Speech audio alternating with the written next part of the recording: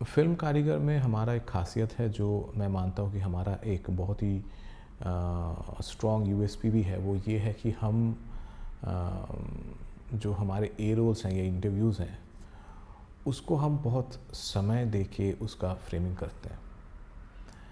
Little ballet troop के जितने भी इंटरव्यूज़ आप देखेंगे आपको इंटरव्यूज़ इटसेल्फ बहुत सिनेमैटिक लगेगा। उसके पीछे दो कारण हैं।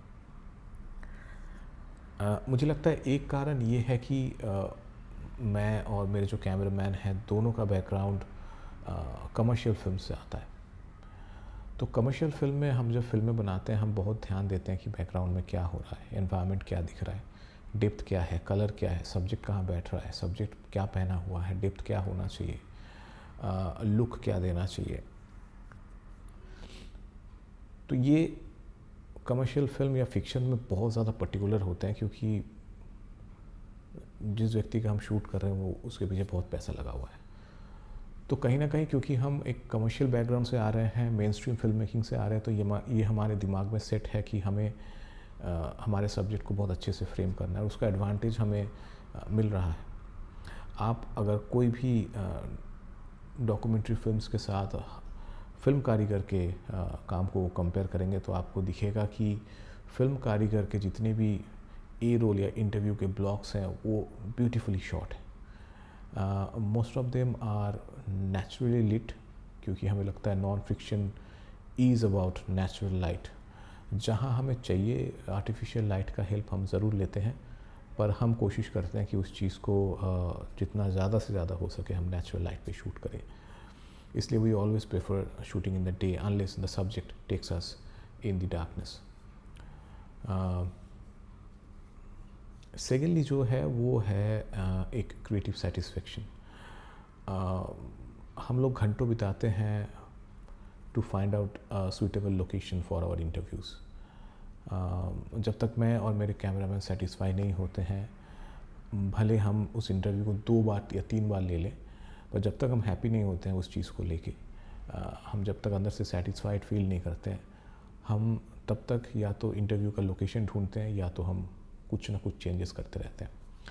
And that takes a lot of time. Sometimes the subject and the surrounding doesn't allow us to do, but still हम कहीं ना कहीं मैनेज कर ही लेते हैं कि मुझे थोड़ा सा और टाइम दीजिए या ये एक बार फिर से थोड़े दूसरे लोकेशन में ट्राई कर लेते हैं, आपने बहुत अच्छा कहा है, एक बार और बोलेंगे तो और अच्छा निकलेगा, वगैरह वगैरह करके हम कहीं से मैनेज कर ही लेते हैं कि एक बहुत ही सुंदर सा इंटरव्यू वाला फ्रेम हमें मिल जाए। क्योंकि डॉक्यूमेंट्री में इंटरव्यू एक ऐसा पोर्शन होता है जो लोग काफ़ी लंबे समय तक देखते हैं।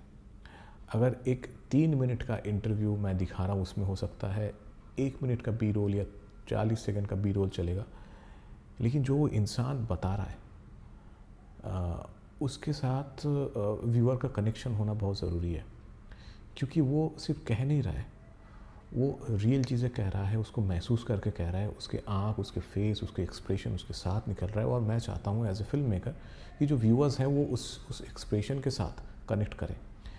इसलिए एक अच्छा खासा पार्ट ऑफ द इंटरव्यू बहुत इम्पॉर्टेंट है रखने के लिए। लोग बोलते हैं कि अरे ये तो सिर्फ इंसान बात कर रहा है, इसको आप ढक दीजिए बी रोल से, इसको आप छुपा दीजिए। बट मैं हमेशा से इस चीज़ में विश्वास करता हूँ कि it's very real when you look at someone and talk और यू लिसन टू समवन। आप ऐसा नहीं कर सकते कि वो सामने आपका इंसान बैठा है और क्योंकि वो सेम इंसान है तो आप आँख बंद करके सुने, ऐसा नहीं होगा, आप उसको देखेंगे। एंड डॉक्यूमेंट्री फिल्म में भी ऐसा ही होना चाहिए।